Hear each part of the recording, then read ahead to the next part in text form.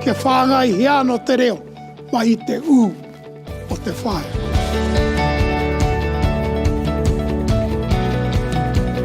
Ko te whakahoki i te mana ki ngā iwi, ko te whakakotahi mai ngā iwi mo te reo te take.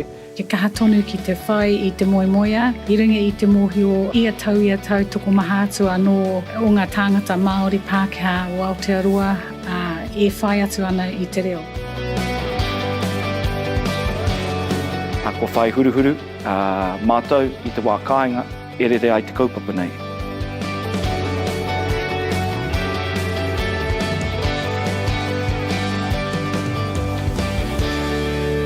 Ko koutou te āpōpōtanga o te reo, ko tae mai tau ara.